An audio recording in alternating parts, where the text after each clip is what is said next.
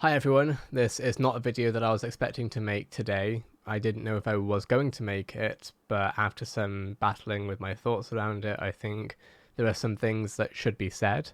By now, most of you already know what has happened, situation, but this video is about Cellflow. And to be very clear before I go any further, nothing obviously with this video is monetized or anything like that. We'll be paying a tribute to Cellflow in the next act when new content comes out, because I don't feel like Cellflow has yet really been honored in the way that the community should have yet. And I don't want to put any blame on anyone for anything, but I just want to do my part that I think is right. This might be a long video, I don't know. Either way, Cellflow, Valorant YouTuber, he was so much more than that, but that's what a lot of us were aware of him from, right? Was his work in Valorant, posting news content, whether it was skin lines, patch notes, etc. And one thing I feel like the Valorant community sorely misses is, a lot of it is a group of people rather than a community. I feel like there are some levels of, there are pockets of the community, but there isn't a strong, close-knit thing too much like that. And I really just haven't seen many people at all actually speak about the loss that we've seen over the past, I think it's 36-ish hours around was when the news broke. It was broken by some journalists, but I'll get to that in a minute. I want to go over, I have a few bullet points so that I don't ramble too much, because otherwise I'm going to be a mess here. I want to go over how I knew him. I wasn't actually aware of his YouTube content too much, but that's not anything to do with him. That's more me, because I don't really, because of how Valorant is, I very much kept myself to myself in this scene, which is why you don't see me collaborating with other YouTubers. I just do my own thing, and oftentimes I'll do Valorant for a couple, like every act or every episode, and then I'll go ghost for like a month or something like that. That's not important right now, though. That's why I just wasn't really aware of his presence until about 6 months, 8 months ago, when he contacted me on Twitter. And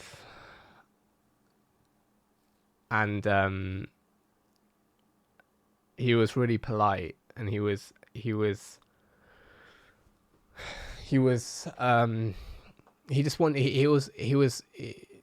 asking for help, basically, on the YouTube content scene.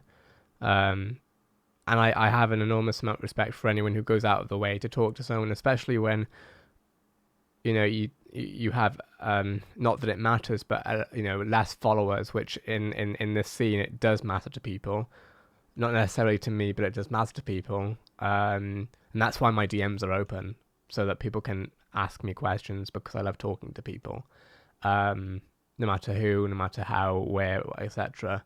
So he messaged me, just asking a bit about YouTube, specifically at one point asking me how to get further into the Valorant space, because he wasn't quite sure how to work with Riot. And as someone who's been working with Riot for years now, I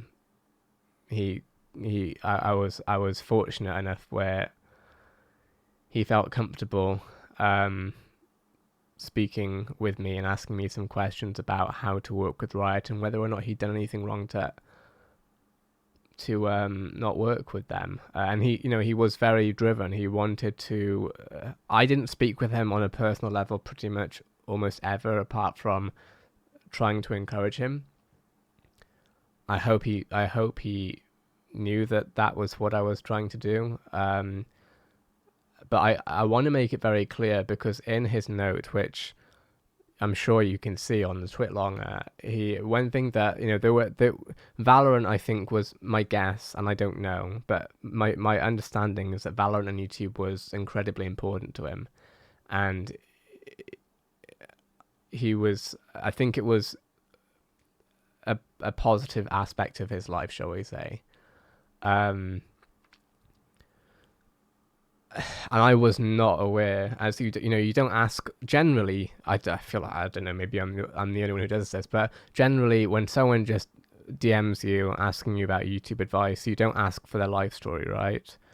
So I tried to give as much positive advice and encouragement as I felt was necessary. Um, but you don't ask, and maybe you should, but you don't ask, how's everything? Because especially when you've got a fairly large following, you get a number of DMs, and you just physically can't speak to everyone about their personal life all the time. So in my head, SeLFlo was an aspiring YouTuber who was very polite. Actually, now I think of it, the first time he messaged me was not asking about being in part of the Riot influencer program, but asking me for permission to use content that I'd gained access through early access for. And that was actually quite special to me, on the basis that most people would just download what I'd put out and re-upload it. But he didn't do that. He asked, and that was actually quite interesting to me. I was like, this guy's he has some good ethics and morals around him, because in journalism that's hard to find.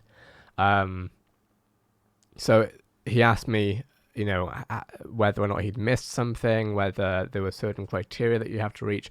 And I want to make it very clear now, because a number of people have asked me, how do you work with Riot? And I want to make very clear that I don't know.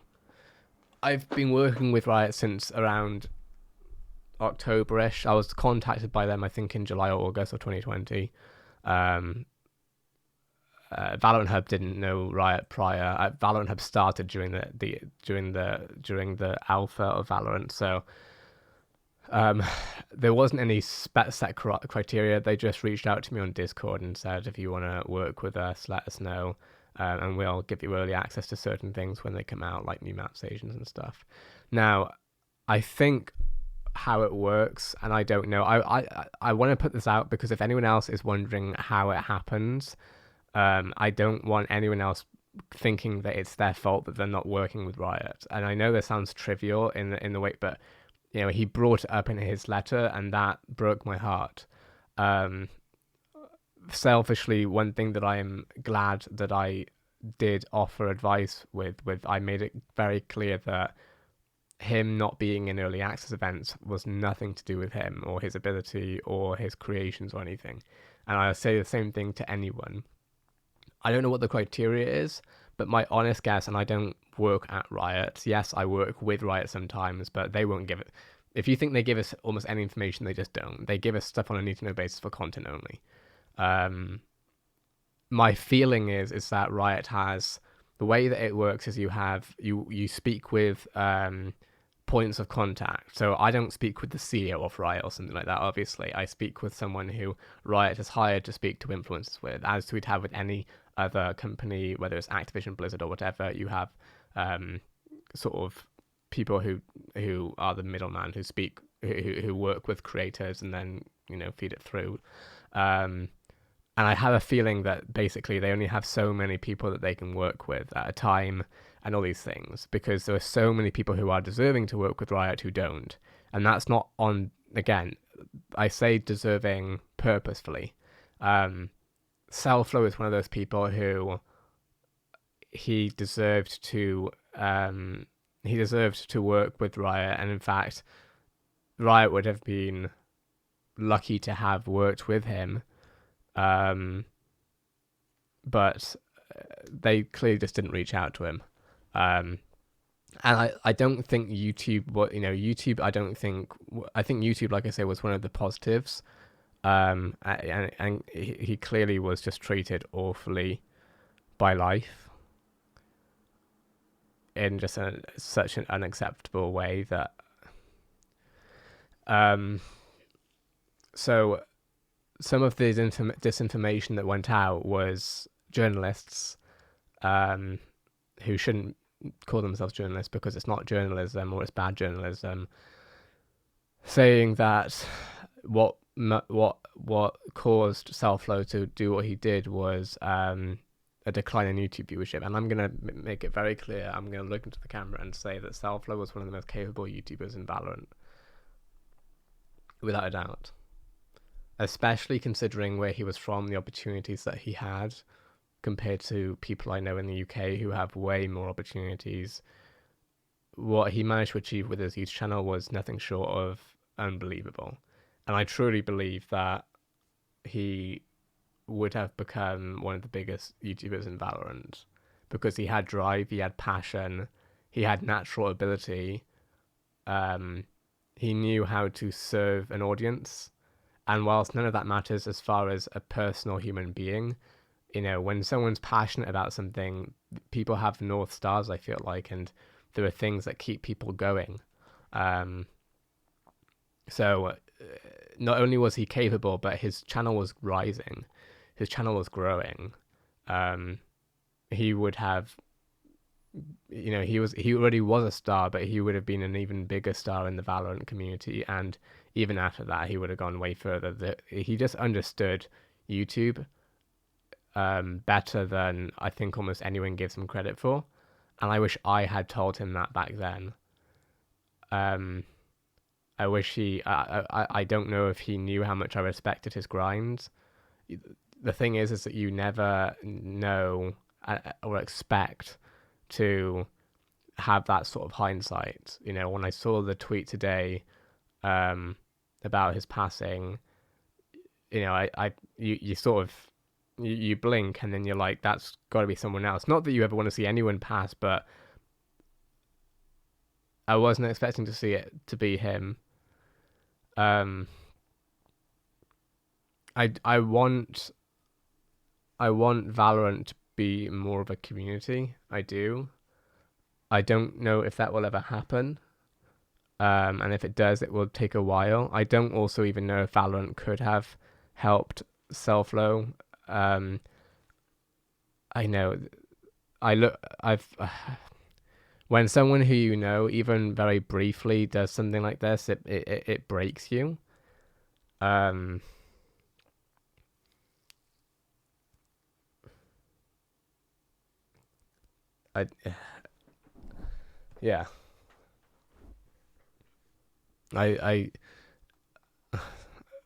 Yeah. I'm surprised that I've managed to actually talk without just completely going silent for minutes anyway. But I just wish I had known. I wish I'd known. If I'd known, I would have just suggested that he come to the UK. And I guess that's something that I want anyone else to be aware of, that there are people who, even though you don't know that they're there, like, they are there and they want to talk, and they would, even if they don't know you very well, they would want to make sure that things don't drop as low as they do. And I just feel awful that he was in this position.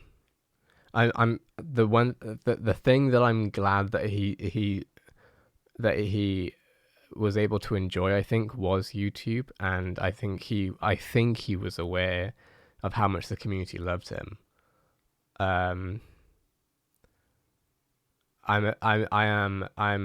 I'm disappointed to see how Riot has approached this, which is without it saying anything. When he's been so integral to Riot's marketing, and someone who was a part of the community. Is there a community if we're not going to be talking about these things? That Riot has spoken about other tragic passings, and yet SeLFlo has been. I don't know what.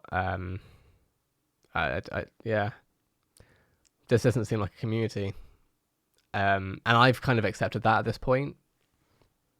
That's why I'm just here to do what I do, which is provide content and leave it at that. But yeah, I don't know. I'm hoping that I can build something more than that, but Riot doesn't make it easy to do that.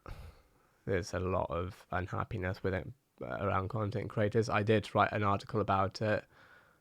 I wrote an article for Gfinity about it, and they said, no, we're not going to post it. I literally wrote an article about mental health in Valorant content creation, which I don't want to make this about Valorant content creation, because SeLFlo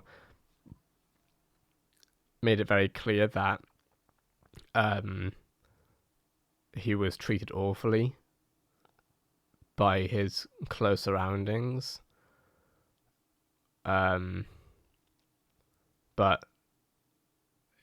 you always wish that you could have done something to help. So I've got a few bullet points in front of me, and I hopefully have answered the bullet points, which is who SeLFlo was. My understanding is 23-year-old student in Hyderabad who I think was going to college. How I knew him was through his DMs with me, where the only selfish closure I have is that I feel like I encouraged him, and that I made it very clear to him that him not working with Riot was not a reflection on him. And the reason actually why he came to me about that was because he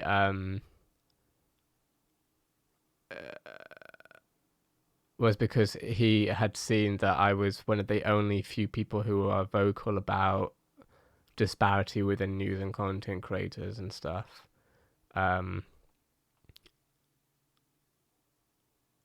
So I'm glad that I've been vocal about that, because I don't think he would have come to me about it before. So I'm glad that he at least hopefully had it in his head that him not working with Riot, and basically, because I think that was a part of his dream. I don't know. I just, like I say, when you don't speak, I didn't speak to him enough to know. He just messaged me about it a couple of times. Then the other thing I had was the difficulties with Valorant, but I kind of spoken about that. It's just disparity and not really being a community. Disinformation about him. I saw articles basically saying that he did what he did because of a lack of viewership, and that's just false. I actually did reach out to one of the journalists and basically shamed them for doing that, and they blocked me. And then the next one is, basically his potential. And I'll just say it again, like, it's too late now, but he could have been a superstar, and I really, really, yeah.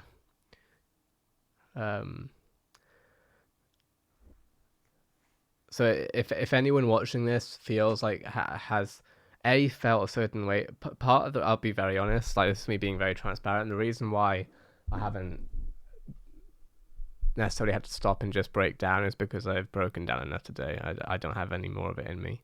I saw the news at 1 and it's currently 10:30. So it's taken that long for me to consider what I'm doing about this. But there's going to be a tribute on Valorant Hub to SeLFlo with the next act, because if I did it without that, I want people to really see his name and be aware of who he is and who he was. And anyone who feels this way, I don't want to pretend like talking to someone is always going to help in every way, shape, or form, because I know from experience that it's not always, some people aren't the right people to talk to about it and stuff, but there will be someone who cares, and there's ways to fight certain things. My problem here was, and it's a selfish problem, but my problem was I didn't know that Cellflow was in this way of thinking, because, like I say, if I knew him well enough-ish to have offered to, like, fly him over to the UK and just hang out. But we weren't close friends enough, I don't think, for him to say something to me. Which, you can't be close friends with everyone enough for everyone to be comfortable with you, but just rest in peace. And I just hope that we learn from this as a community, and I'm going to try and do what I can to make things better for people. Because it doesn't seem like anyone, and it might be that other people are working on things that we just aren't aware of right now. But right now, it just seems fairly hopeless. So someone's got to do something, and yeah. All right. Much love to everyone watching this, and rest in peace, SeLFlo.